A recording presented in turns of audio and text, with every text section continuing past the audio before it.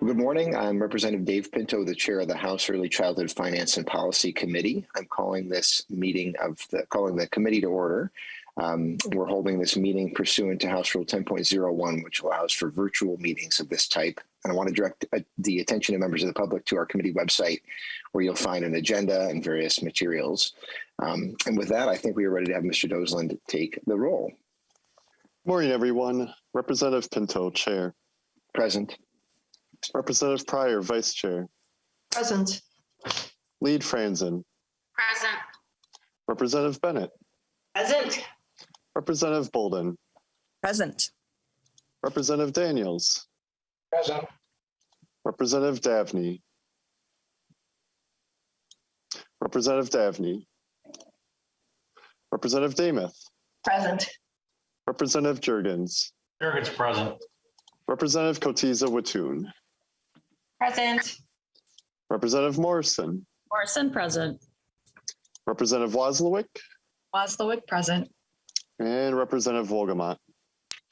Wolgamott present. Thank you. We have a quorum. Thank you, members. And I'm going to ask Representative Pryor, Vice Chair, to move approval of our minutes from our March 29th meeting. So moved, Mr. Chair. Thank you, Representative Pryor. Any additions or corrections to those minutes, members? Not hearing any. All in favor of approval of the minutes for our March 29th meeting, please say aye. Aye. Any opposed? Okay, so that motion passes. Our minutes are approved. So members, we are starting our final set of meetings, regular meetings as a committee. I suppose we'll see if there'll be later meetings. But we have a set of 5 meetings coming up with today to move us through a budget process. So today we will be considering a budget proposal relating to pre-K. I think what I'll do is hand the gavel to Representative Pryor. But actually, I suppose before I do that, maybe I'll just complete this thought that the budget proposal today relates to pre-K, as you're going to be hearing shortly. The plan is to send that to the Education Finance Committee for consideration for approval in that committee's budget. I want to clarify then that next week we'll be considering the remainder of the committee's budget as we get more information about how all that will work, and then have a series of meetings there. I do see Representative Bennett has her hand up, so we'll call on her to make sure we're all squared away and know what's going on. Representative Bennett. Thank you, Mr. Chair. Just a quick question. Do we have targets yet? No, well, actually, Representative Bennett, we do in the form of that we are authorized to propose spending the amount that's contained in today's pre-K bill. And so that we do know is a component of what we can spend and work with. And then that will end up, though, being carried in the education finance budget. However, still not final word on the remainder of our budget. Obviously, we'll be needing to get that, ASAP, because I do expect to be rolling out a budget bill as soon as Monday. So moving really quickly on that. But at the moment, it's the pre-K part that we sort of have fully locked in. But thank you for the question. Mr. Chair. Do we have any word on when those might come out or not? I would expect very soon because we have, get directed very soon because we have, obviously the bill has to be finalized. And I'd say things are close, but we need to have, final words. So, but yeah, I don't have a particular timing, except that I just know that we obviously have to have that direction soon. Thank you, Mr. Chair. Yeah, thank you so much. Yeah, and Representative Franzen has her hand raised, or Lead Franzen, please. Mr. Chair, so just out of curiosity, so you're not sure what those budget targets are. I'm hearing rumblings around the capital budget targets have been released. You're saying they haven't been released, but you plan on having a bill out on Monday. How can staff put together a bill that quickly if you don't have budget targets? So I should say, Representative Franzen, so I have a good sense of things, but as far as things being quite final, I guess you all know that I am as aggressive on early childhood budgeting and funding as anybody possible. And so what I'll say is that we have a general direction, and so I'm kind of using that to be trying to put things together, but not final numbers and nothing that's been posted publicly and nothing that is final. And I'm pushing just as hard as I possibly can. So I will share with the committee as soon as I have that. So, yeah. Okay, thank you. Thank you so much. Yeah. and we'll get the bill posted and be able to move things along. So, okay. Good. So we've got that general sense of things. So, but our first proposal, our first portion does relate to pre-K, and we do have that locked in as far as the proposal is concerned. And so, Vice Chair Pryor, handing things off to you. All right. Thank you, Mr. Chair. Chair Pinto, would you like to move House File 4570 to be referred to the Committee on Education Finance? That is my motion, Madam Vice Chair. Thank you. And then Chair Pinto, would you like to move to adopt the DE3 author's amendment? So moved, Madam Chair, and I can explain that if you'd like. All right, let's hear the explanation of the DE3 author's amendment. Thank you, Madam Chair. So members, first of all, the bill before us, 4570, you'll note is just a single line, and it's what, for those members of the public may be watching, this is what's called a vehicle bill. It was brought up so that then it could carry a set of budget proposals. The DE3 then contains the budget proposal relating to pre-K. I do want to clarify for folks that there was a DE2 amendment that's been posted for several days. I did make a couple changes to that and happy to just walk through those to make sure that there is not any confusion. There were two sections that related to early learning scholarships that were taken out of the DE2 because, again, we'll be addressing issues such as scholarships and other issues in our committee's jurisdiction next week. Made a slight change to the name of the pre-K program, and then the revisers had a few fixes, technical fixes. Otherwise, this is identical to the amendment that's been posted for several days.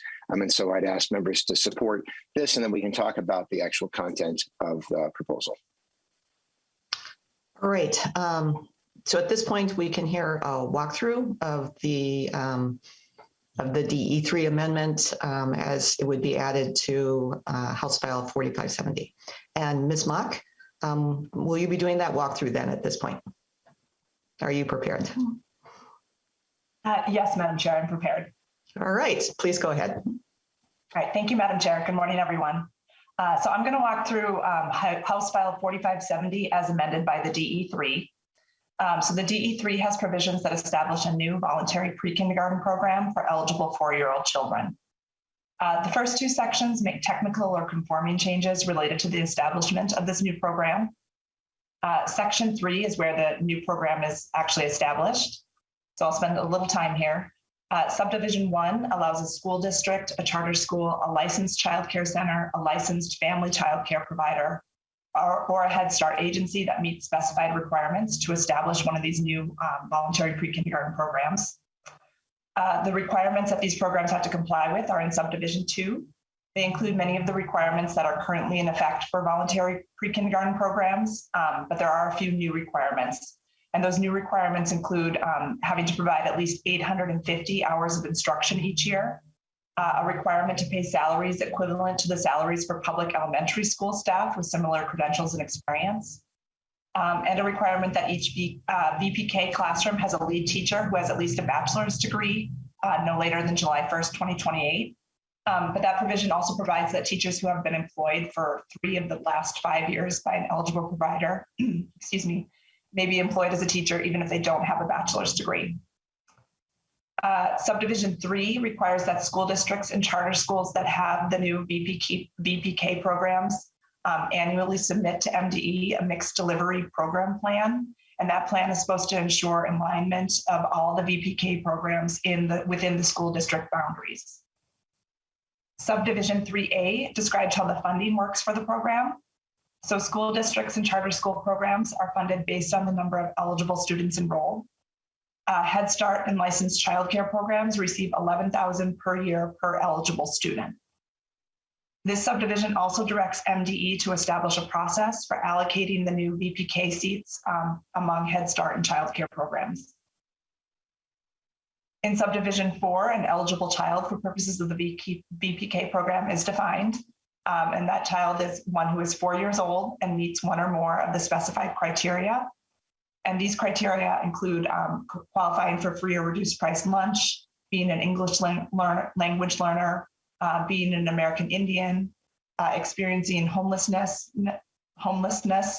having an individualized education plan or otherwise being identified as having a potential risk factor that may influence learning, being in foster care or in need of child protection services, being in kinship care, having a parent who is a migrant or seasonal worker, or having a parent who is incarcerated.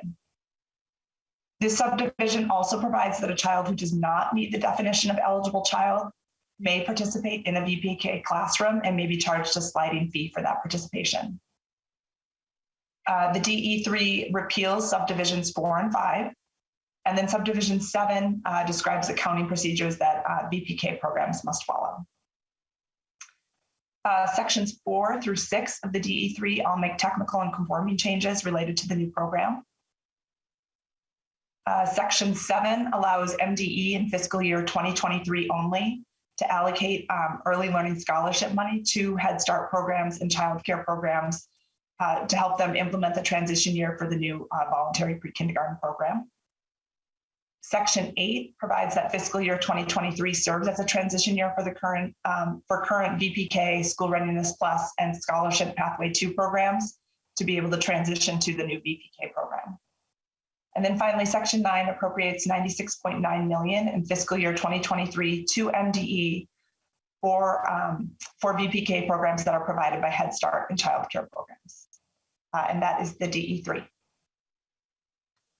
Thank you, Ms. Mock. And I believe we have testifiers to further walk through the bill. And Chair Pinto, are we ready for the testifiers? You know, Madam Chair, just before we do, if I may, I just want to make sure that members and members of the public are aware that this is essentially identical to the budget proposal from the administration that we heard on the 24th, which I guess is just a week ago. It's hard to believe the way time is flying this session. And so we did receive a presentation on that and walk through that and receive some testimony at the time on that proposal. And I'll say that that having considered it and thought a lot about it, I thought, in my view, that this is an extremely well-balanced and well-structured proposal that will give our young kids a terrific start, and so is eager to be supporting it. So just want to make sure members are understanding the context of that. And then with that, yes, Madam Chair, I think we'll be ready for that. I'll maybe just give Ms. Beckel a heads up that it may be that after this, if she is available, I may ask her to just explain the finances of this. The members are aware of that. Again, the budget portion will be carried in the Education Finance Committee, but just to give her a heads up, that may make sense to ask for that. And thank you, Madam Chair. Okay, thank you, Chair Pinto. So our first testifier is Mr. Adosh Uni from Minnesota Department of Education. Mr. Uni. Madam Chair, committee members, thank you. My name is Adosh Uni, and I'm the Director of Government Relations for the Minnesota Department of Education. And thank you for the opportunity to provide support for Chair Pinto's DE amendment to HF 45-7 and its establishment of a targeted pre-kindergarten program that can serve up to 23,000 4-year-olds. This program is a crucial component of the Governor and Lieutenant Governor's early childhood section of the Due North Plan. Setting up our students for success starts early. You've heard a breadth of research in committee that shows how critically important the early years are to setting a child up for positive educational, social, emotional, and behavioral outcomes later on. Our current pre-kindergarten system could benefit from a further reach and can improve upon what can be, at times, a disjointed system based on differing funding and program requirements.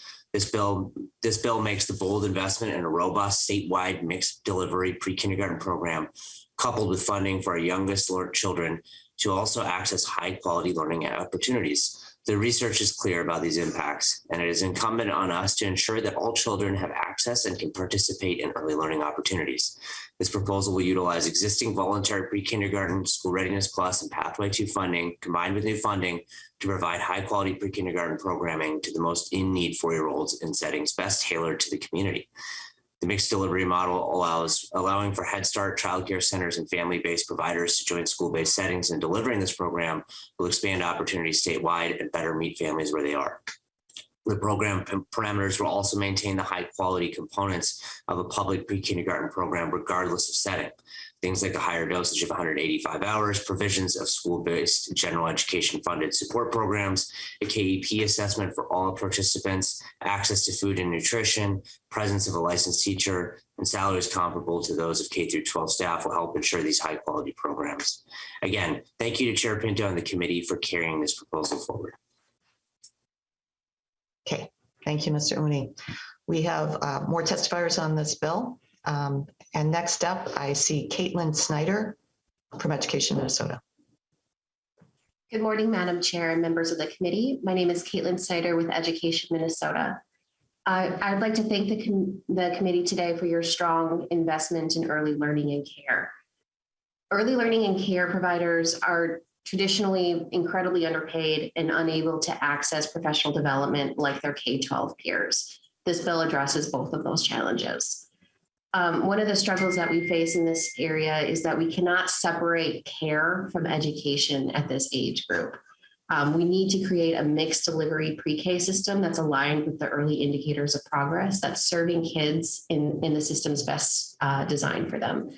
We appreciate the investment in mixed delivery system and creating the ladder to maintain the providers in the system. Thank you. Thank you, Ms. Snyder. Our next testifier is Cindy Cunningham. Ms. Cunningham. Good morning. Give me just a moment there. I'm going to pull up my testimony on my computer, so now I can't see anyone. Yeah, I am Cindy Cunningham. I've been a licensed family child care provider for 26 years, and I'm the current public policy chair for Minnesota Child Care Provider Information Network, 501c3 statewide association. I'm testifying to share McPinn's concerns in opposition to the proposed pre-K plan as it is presented by the bill. HF 4570. Since it was mentioned Tuesday, I will comment that I don't have children in care today. I'm taking time away from my own grandchildren because this is such a critical point to have our input put into on it.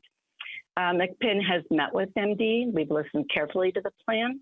We've also been connected on a national platform of advocates since early last fall regarding the federal actions on the Build Back Better bill. These advocates strongly support mixed delivery in all care settings. Most have stated concerns about the Build Back Better degree requirement and other aspects to the proposal. McPinn actually took the steps to separate from the National Association for Family Child Care Providers because of the differing views of the Build Back Better. We just have great concerns over this. I'm just going to do a little humor. I grew up in Iowa. No one hold it against me. I'm well familiar with the movie The Field of Dreams. I've been to college where it was built. I love baseball. However, the continuation in Minnesota to build fields of dreams, such as this bill, will continue to expand has got to stop. Funding programs who then determine who gets to benefit and expecting parents and children to come does not meet the needs of our youngest children and their families. They can't do what the movie did with baseball players and the fans. I'm going to relate this to the Build Back Better issues that we have been trying to get changed, and because that's the basis of much of this program. The Build Back Better, number one, has not passed. Senator Smith's office says it will likely not pass, at least as it is. If it did pass, it would come to the state, and the state would have a full, robust overall look about whether to adopt these practices or not. That's not happening in this case. To base Minnesota plan on a federal idea, which isn't in place, is highly questionable. Even if these discussions need to take place transparent, not just on a specific pilot for 4-year-olds who do need care. The Build Back Better sets directions for MD to not be the overseer of the programs because there are concerns of a school system not supporting mixed delivery. The percentages based that have been talked about and have been shared of a 40% school, 30% Head Start, 30% childcare is very concerning. This is almost a full 180-degree shift away from what current percentages are. It puts, shifts children to schools away from other forms of care. Child care, as labeled, is a mix of centers and licensed family child care. There's also not a requirement that these percentages be met. They're guidelines. We were told that they can't be put out hard and fast because they can't be guaranteed they'll be done. And so the school district gets to decide. There's no incentive for a school district to ensure that they're followed. School districts, like most entities, will proceed with what is normal and known. For them, it will be schools. School districts frequently do not recognize childcare as a quality setting, and we believe we will continue to be marginalized, or fear will be continue to be marginalizing our value. Excuse me. The degree requirement is an incredibly problematic piece. Even though it says 6 years, and the Build Back Better even had some that it could be done in the between, a 6-year out will still eliminate and exclude many early childhood educators in many settings. Minorities will be marginalized that is in an equitable standard. We currently have a crisis in ECE with minority representation in child care in provider settings. This will exacerbate the situation. Current care providers working full-time do not have the flexibility to obtain a 4-year degree. Paid time off from work, financial supports for education are limited. Many of them are parents of young children, complicating our time away from work and family to obtain this degree. BA degrees are overvalued to prepare young children for school and life. There are many qualified classifications for providers to ensure that they have the best tools to best prepare children. We have Parent Aware, which the state has highly invested in. Early childhood education has certificates and diplomas, AA degrees, accreditation, Montessori certificates. These will all be excluded from this degree requirement. There are no studies which support that a BA degree is the only degree to give this quality of a standard. BAs are the known standard in schools, hence why we believe it's comfortable for the MDE system to go this route. There's a sense of disrespect to those who do not have a degree without an understanding of the skills present. There is no complete studies which evaluate what's setting children who are not prepared for schools, where are they coming from? To make a leap in an assumption that only BA degrees are prepared is not supported. I will add, I do have a BA degree that includes early childhood education teaching. So I would be able to do this program without, so I'm not speaking where I'm coming from a lower position. Mixed delivery will not be in existence as these programs will not be available. None of the research says that children need to be in school classroom to build a success. All of the investment return models never go for school classroom. Early childhood education takes place 24/7. The ultimate impact will lead to long-term limits of choice for families. Families need this variety of choice, including preschool settings in the broad definition, not just schools. Children will be removed from childcare settings, leading to an even larger childcare crisis. Programs such as centers, licensed family childcare will not be able to sustain their businesses and therefore less choice. We ask legislators to stop this plan. Ultimately, the presented structure will lead to families having limited choice and children will not have full support to grow and flourish. We would ask that they support children and families by funding Pathways 1 scholarships and CCAP. These fundings have proven to meet children and families where they are. It does not build programs, which then the program gets to distribute the wealth to who can make it into the program. $11,000 per child would have a great impact on giving parents shopping dollars to go to the settings which meet their needs. $850 hours in this setting at $11,000. I can provide care for a 4-year-old for around $8,000 for over 2,000 hours. And that's that continuity of care. It's a consistency of throughout the whole care setting time period that child is being enriched. Non-traditional hours, non-school hours can be met by Pathways 1 and CCAP. To expect children and families to participate in the few hours of school offers does not cover their overall needs. Childcare, whether center or licensed childcare, along with many other non-school programs to meet families and children's needs. Please lean on the experts in the fields of early childhood education, those who have been providing positive settings for decades. Schools have not been meeting these needs for these little as long as others have been. Frequently, the statement is made, children are not ready for school. Again, there is no study that says, where did these children come from? There's an assumption that it was just because they weren't in a school setting. Tuesday's hearing had an exchange, uncomfortable as it was, about whether family child care providers are feeling supported and by whom. Excuse me. There are many who have supported family child care, as Representative Walslick and others at this table, including the task force.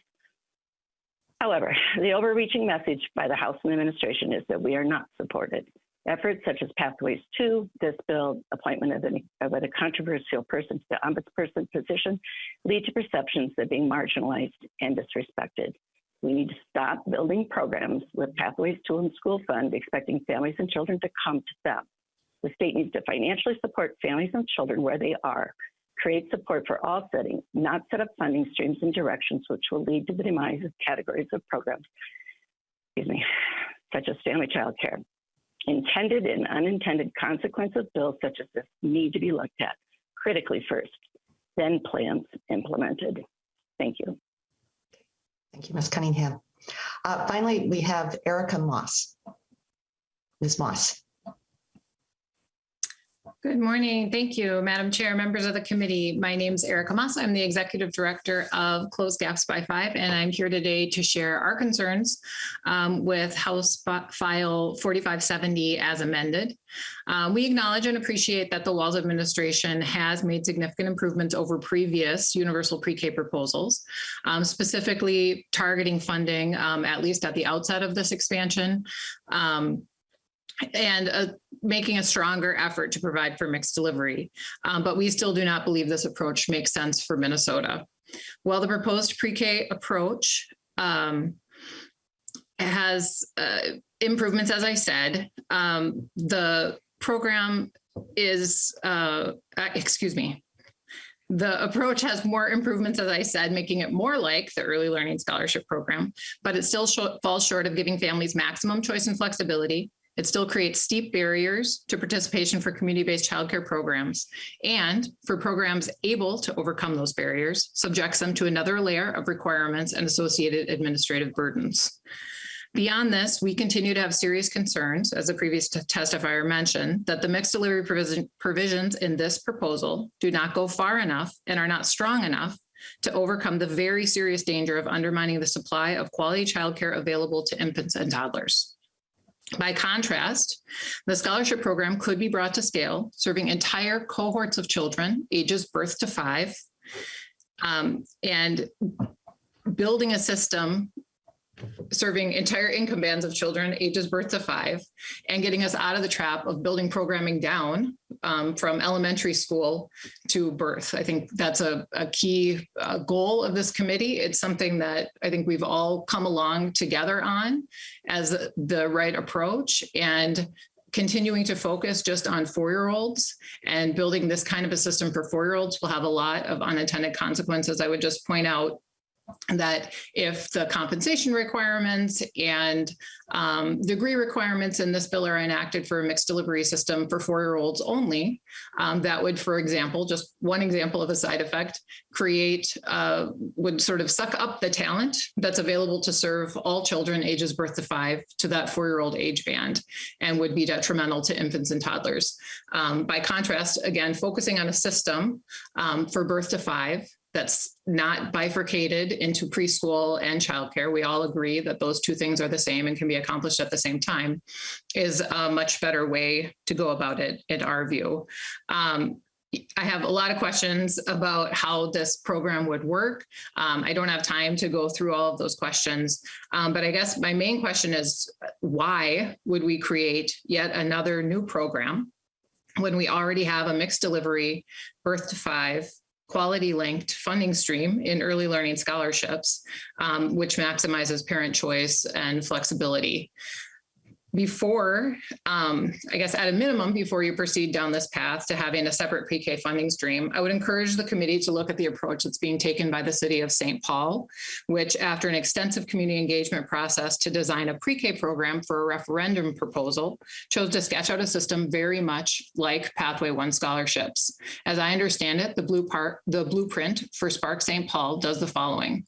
It uses a simple unified application and enrollment system for all providers. It builds on the familiar parent-aware system as a quality measure. It allows parents, not bureaucrats, to direct resources, and it administers funding through a neutral entity, not the school district. In closing, I think many of you know that our organization has ties to the Minnesota Early Learning Foundation, which first piloted scholarships. And I think, our goal and our purpose when we set out was to be honest brokers in this discussion. We don't stand to gain anything if scholarships are enacted, except helping kids. We aren't providers. We aren't going to administer the scholarship system. We're just setting out to build a program and a system that works for the state of Minnesota and for kids and families. And in doing so, we really intentionally, when we set up the scholarship program, we really intentionally directly chose to fund families and not programs.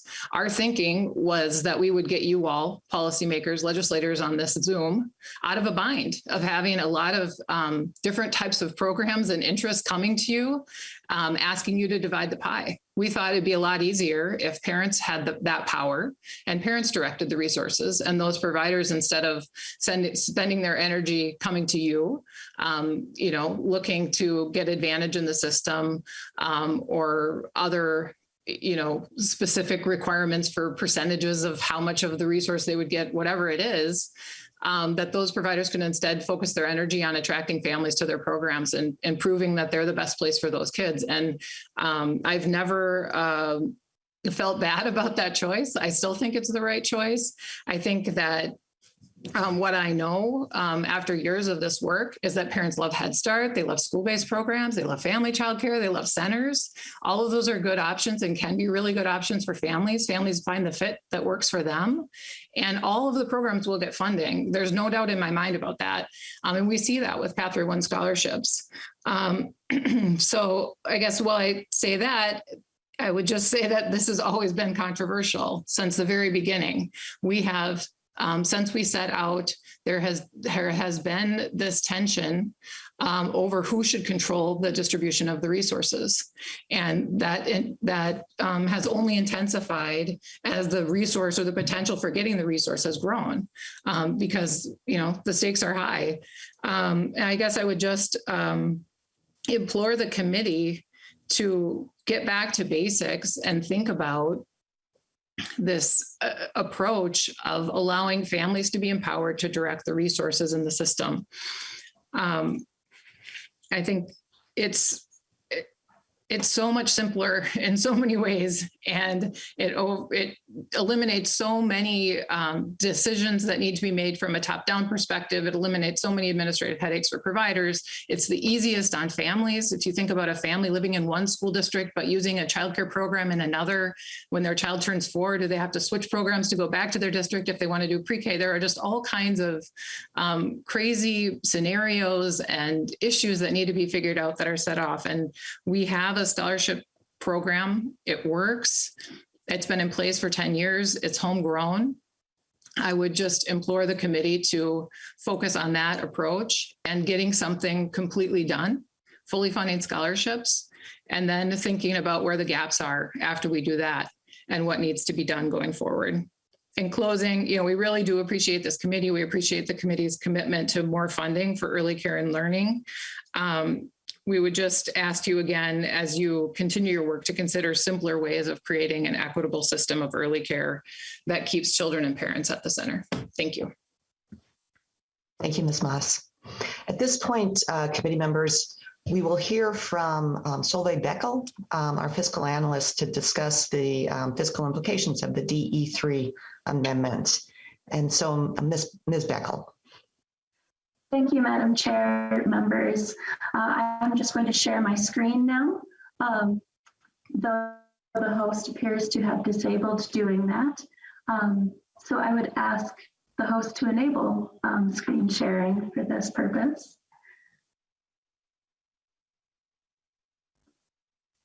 Looks like you're on. Great. Okay.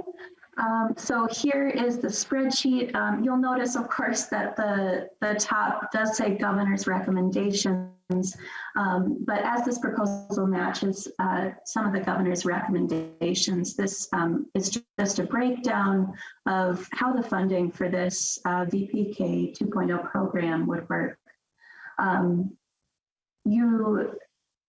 don't necessarily need to pay too close attention to lines 2 through 9, but if you're interested in how the formula funding works, these are just all of the various formula interactions with Gen Ed, Achievement and Integration Aid, Charter School Building Lease Aid, the Alternative Teacher Comp Aid, the Special Education Aid, the LTFM aid, and then the breakfast and lunch interactions. So all of these things are linked to the increased number of students that would be considered part of the formula under this program. Jumping down to line 12, I have items that are not formula-based necessarily that relate to this pre-K program.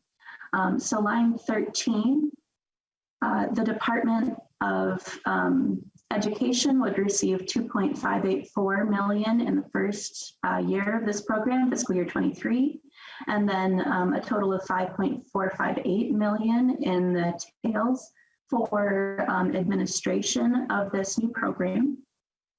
Line 14, the increase to the developmental screening aid would result in an increased funding of $977,000 in fiscal year 23, and then an increase of $2.09 million in the tails. And then this is an item that you do see in the DE3 here, the voluntary pre-K through mixed delivery. I've just broken out what the department estimates the funding would be of this $96.92 million that is ongoing. So line 16, the Head Start program, and again, this is all just estimates that the department has done. They predict that the Head Start program would receive $47.278 million ongoing. That licensed center and family child care providers would receive $47.278 million ongoing. And then the administration of the distribution of these funds, they would be allowed to use $2.364 million ongoing to distribute those funds accordingly to Head Start and the licensed center and family child care. The bill also stipulates that Pathway 2 funding might be reallocated in order to transition to this new program. And so, again, the department predicts that $18.823 million in fiscal year 23 would be reallocated, and then $46.08 million in fiscal years 24 and 25 would be reallocated. So this is pre-existing funding, so not officially a change item. So the total changed cost, the total increased costs for fiscal year 23 would be $155 million. And then in the tails, the increased cost would be $370 million. And that is the spreadsheet. Thank you, Ms. Beckel. At this point, I think it's, I will return to the author, or the current author of the bill, Chair Pinto, for perhaps your clarifying comments, and then we'll turn to member questions and discussion. Thank you so much, Madam Chair. So yeah, just a few clarifications for members and members of the public. So one thing, the spreadsheet that you just saw, the top portion reflecting funding going through the formula, that is the reason that this proposal does need to go through the Education Finance Committee. Chair Dabney's committee oversees the general education formula. A portion of this does not go through the formula, but because it's all one program, that's why it's moving this way. I also wanted to clarify, Madam Chair and members, just a couple things from some of the comments that as you'll have seen in the spreadsheet, the funding for Head Start and licensed childcare does not flow through school districts. In the bill, it flows through MDE, and it would not be that I heard some comments about providers having to get permission from the local school district or that sort of thing. It is not set up that way, and also that there is some question about the split between the funding going to public schools through the formula and then going through the other providers, and that amount is fixed, as you'll have seen from the spreadsheet. There's a direct appropriation that goes to licensed childcare and Head Start, that is separate from the money that flows through the formula. So that split is concrete. The split within that first amount, the appropriation, may vary somewhat. I want to make sure that it's clear that it's not sort of dependent on school districts, for example, to decide we're going to send this amount of money this way and that amount that way. And then finally, I did also just want to clarify, Madam Chair, that that there's not a requirement that lead teachers have a 4-year degree, in that there is that requirement, but there's a significant exception for folks who have worked in the field for several years, I think 3 years of the prior 5, and have experience and expertise, which of course we have so many providers who do. So I just want to clarify a few of those points, and I'm sure we'll have a good discussion. And so with that, Madam Chair, certainly ready for questions, discussion. Thanks. Thank you, Chair Pinto. So at this point, members, we have time for questions and discussion.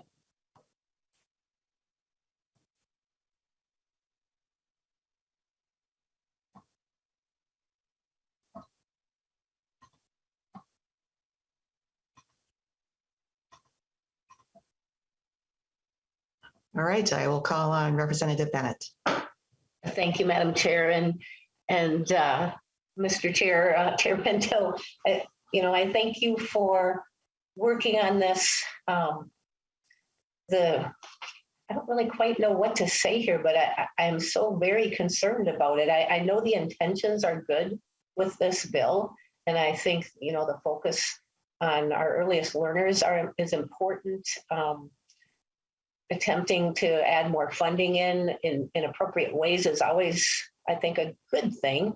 But I do see this as an end effect that is going to destroy our private childcare providers. And that concerns me greatly. And we did hear some testifiers that gave some details concerning that. But the funding is this great kind of carrot that will lure some of these providers in, but in the end, I do believe it's going to sink them with the various regulations that are in here.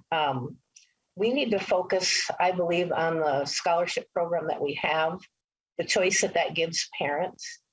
In the end, what's here is going to fund the programs more than it's going to fund our families who deserve the choice and the opportunity to send their kids to places that work best. And focusing on 4-year-olds, which is a really good thing, will also just sink the rest of the children and it's going to cause more problems. And I don't need to repeat the various concerns that were mentioned, but I do share those concerns. And I really hope that we can reconsider this. And it's such an important area, and I appreciate, and I know the intentions are good again, but I do think in the end, this is going to kill what we have left in our choices for parents and funnel everything into government programs. And I don't think that's good for parents and families or kids. So thank you, Madam Chair. Chair Pinto. Thank you. Thank you, Madam Chair. And thank you so much, Representative Bennett, for sharing those thoughts. I really appreciate it. And I would say that in conversations that I've had with colleagues through the years, I think even some folks on the committee are aware of this, that we've talked about, in my view, that having preschool be available to all Minnesota kids is critical and so important. And I'm really glad to be advancing this. And I've made the point that if the only thing that we did was snap our fingers and had 4-year-old preschool in our state and didn't do anything else, that really could have a significant impact on our the rest of the early care and learning system. And so I really take to heart what you say.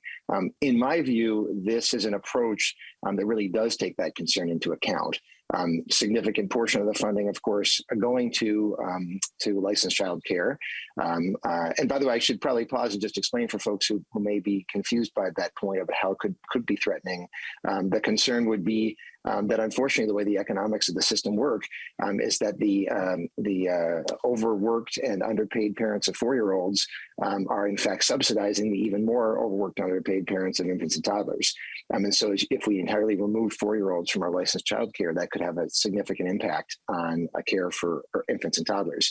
I'll point out, though, that this really is part of a broad proposal that has funding where we have 4-year-olds. In fact, receiving early learning and care in our licensed childcares, in addition to a variety of settings. This is a mixed delivery approach.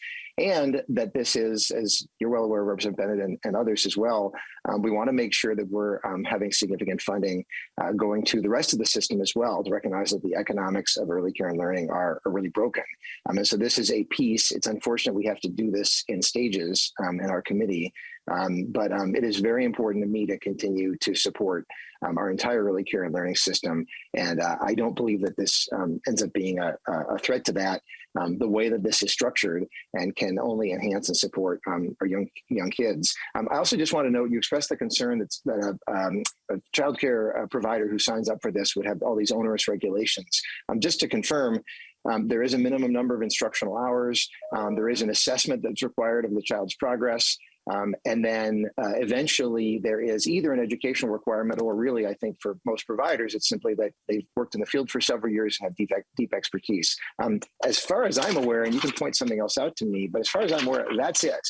I suppose, and then I suppose one other thing is simply making sure that the curriculum that's provided is something that is consistent and connected, but there's not, massive additional set that's going to cause a provider to sink from that. We really want to make sure we're providing strong support. So in any case, I really appreciate your concern about this. I think that the way that it's built, that is not a concern with this proposal. Thanks. Well, thank you, Mr. Chair. Any follow-up, Representative Bennett? No, Madam Chair, thank you. Thank you. Other member questions at this point?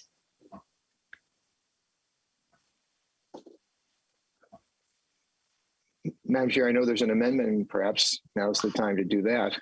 All right. Yes, there is a A1 amendment, and I believe Representative Dabney, you're the author of the A1 amendment? Yes, I am, Madam Chair. At this point.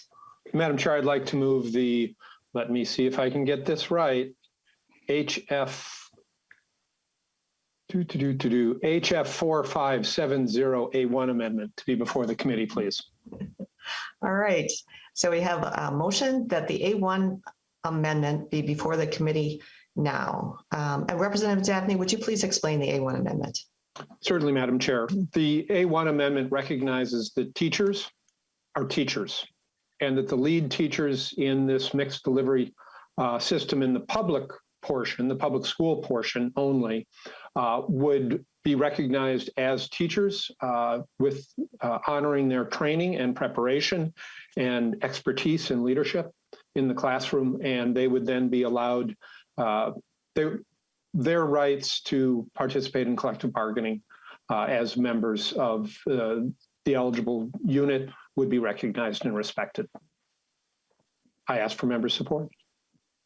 Thank you, Representative Dabney. Are there any questions at this point about the A1 amendment before we take a vote? And Chair Pinto.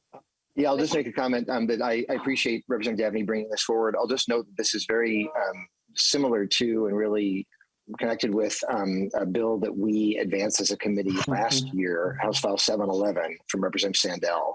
And we had approved that as a committee. And so I do consider this to be a friendly amendment that's consistent with the work that we've been doing over the past years. I mean, I see a couple hands, so there may be some different views. Mr. Chair, are we supposed to and adopt I recognize Lead Franson. I think we were supposed to adopt the DE3 first, weren't we? Madam Chair, Representative Franson, I always get, thank you. Representative Franson, thanks for raising that. I always get confused about that when we have these DEs. It may be that I think though that we have to amend the amendment that's before us, and then we make the decision on the amended amendment. Okay. But yeah, but no, thank you for raising it, because I think that's right. Yeah, as I think we can't, because it. No, go ahead, Chair Pinto. Thank you. I'll just note, I think the problem is because if we voted on the DE3, it hasn't been amended yet. And so we need to do is first have it be brought up. It's sort of like, now that I think about it, it's like when we do on the floor. Somebody brings up an amendment, it's sitting out there. We then go to the secondary amendments, we vote on those, and then you make the decision on the primary amendment. So I think that's right, but I will admit to feeling a little bit confused. I think Ms. Breck will leap on in. All right, thank you.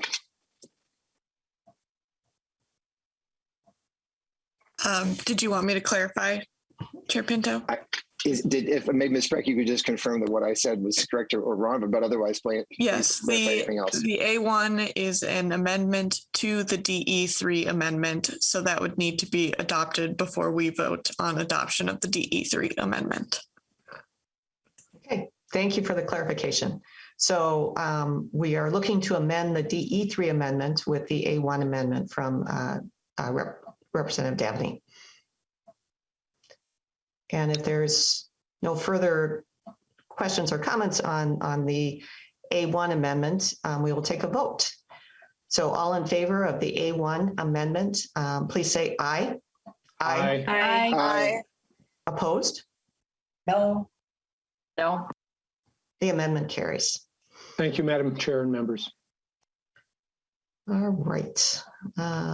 Seeing no further questions, Chair Pinto renews the motion to adopt the DE3 amendment as amended.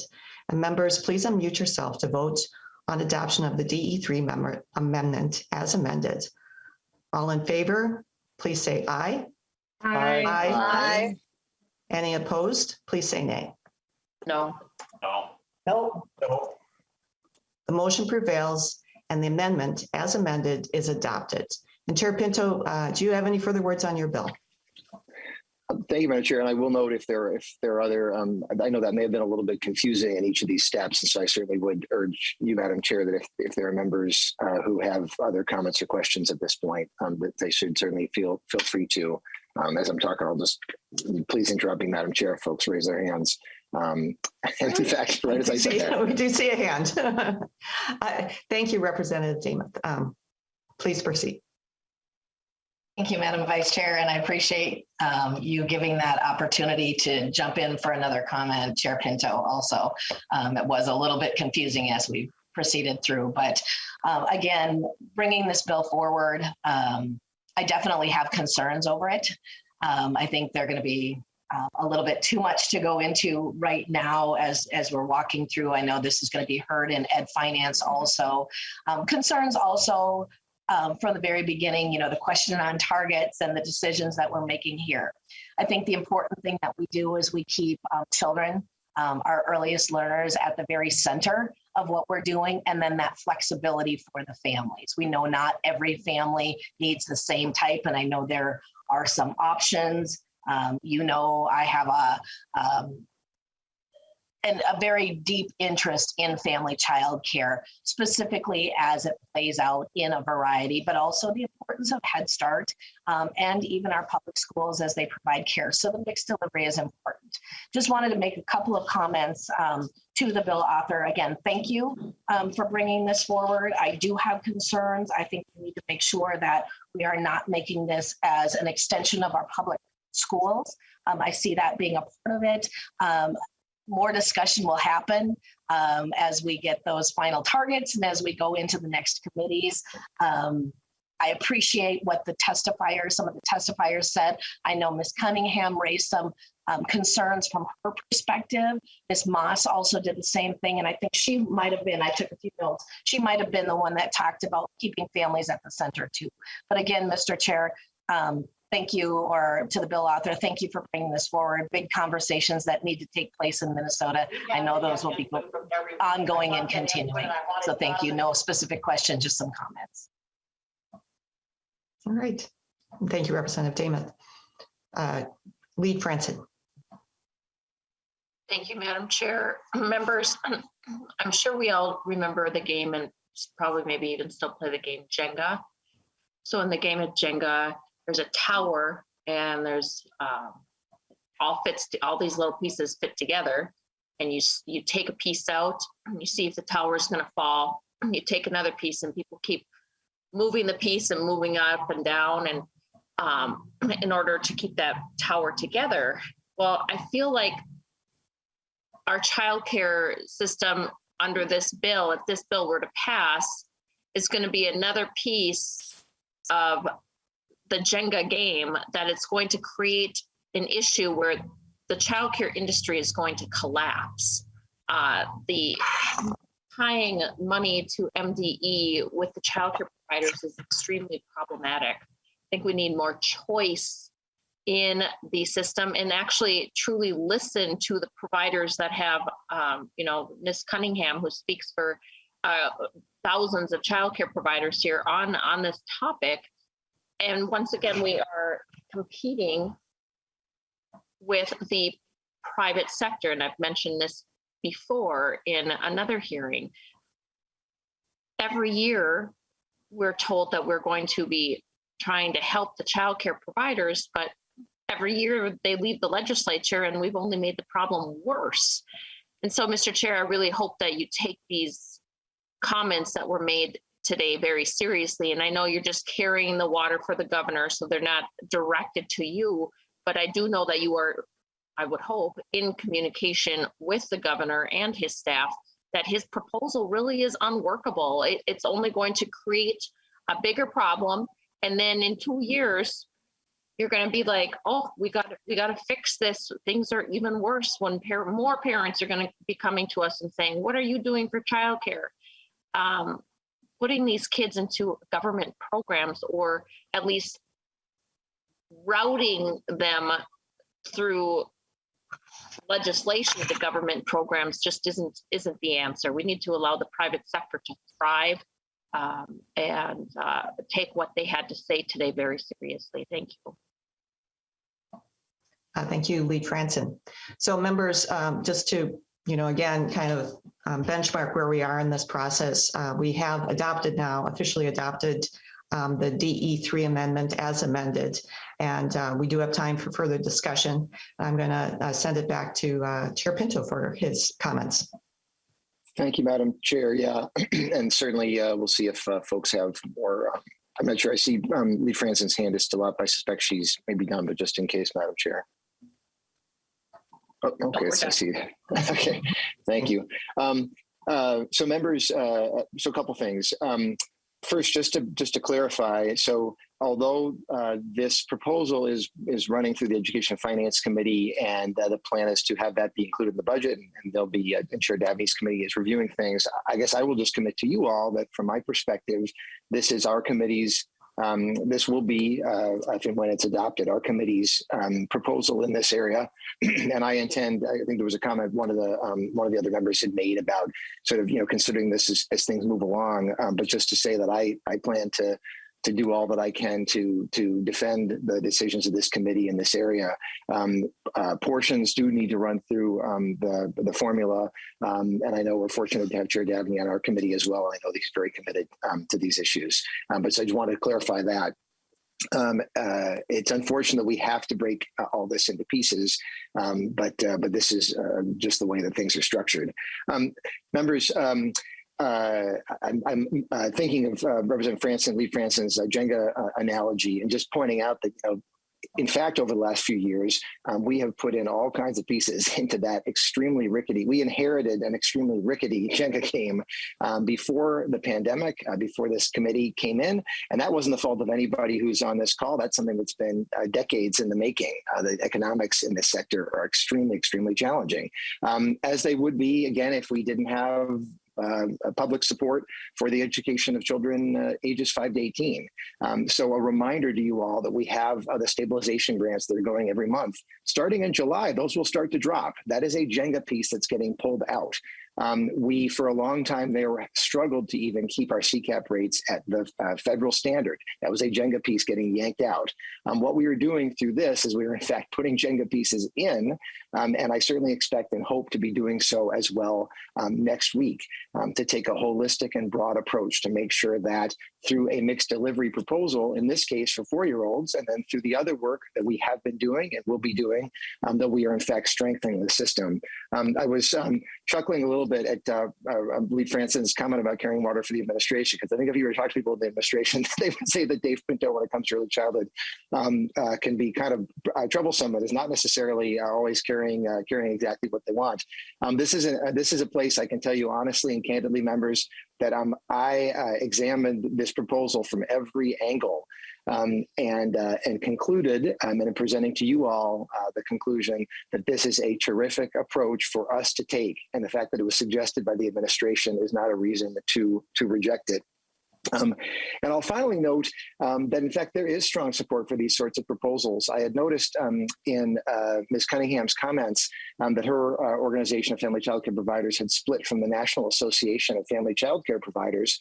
That organization, I gather from what she said, endorsed the federal Build Back Better plan, which in fact this is very similar to. Providers, it's true, some are not supporting proposals such as this, but many, many are, apparently including this National Association of Family Child Care Providers. Members, it is time that we took the step to say that young kids deserve care and learning to the same extent as older kids. We need to make sure that we shape it in a way that works. And I would argue to you that this proposal does so. And I really appreciate the discussion. I know we're going to continue doing that over the next week. And please would urge members, let's keep the dialogue going. That you may have a conclusion that folks are not pleased with at any given stage, but we're going to at least try to think it through together as best we can. So thank you so much, Madam Chair, and I'd urge your support of the proposal. Mm-hmm. Thank you, Mr. Chair.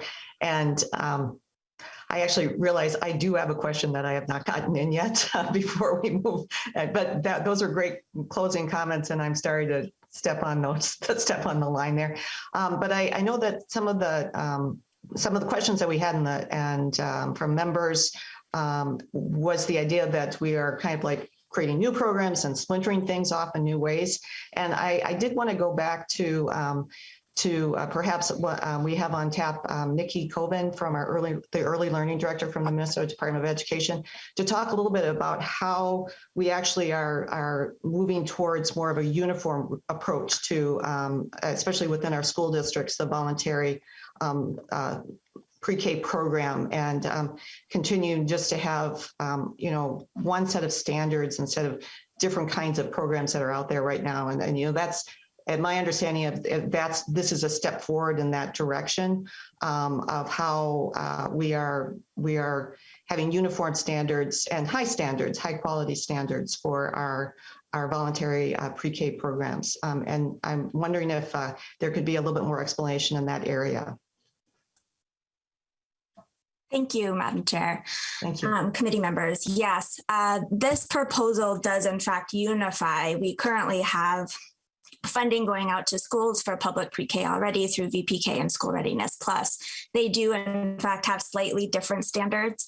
And so this voluntary pre-kindergarten program unites those, including, I should also say, Pathway 2, right, which are all going in different ways, have different funding streams that are supporting them that schools are having to navigate, as well as providers. And so this will unify those under a single funding mechanism for those programs with consistent, as you said, Madam Vice Chair, requirements. Thank you. And this is an important piece of legislation. And just to echo and reiterate what Chair Pinto has said, it's one piece, and this is a committee that sits in a great position to actually see all those pieces and how they come together. So I will again return the floor to Chair Pinto, and again for him to ask for the support for this a really solid piece of legislation. Thank you, Madam Chair, and thanks for highlighting that point about this actually streamlines a variety of programs that we have as it supports providers, and I urge member support now. Thank you. Thank you, Chair Pinto. So now I think we are ready for a vote. Seeing no further questions, Chair Pinto renews the motion to refer House File 4570 as amended to the Committee on Education Finance, and the clerk will take the roll. Representative Pinto, Chair. Aye. Representative Pryor, Vice Chair. Aye. Lead Franzen. No. Representative Bennett. No. Representative Bolden. Bolden, aye. Representative Daniels. Daniels votes no. Representative Davney. Aye. Representative Damath. Damath, no. Representative Jurgens. Jurgens, no.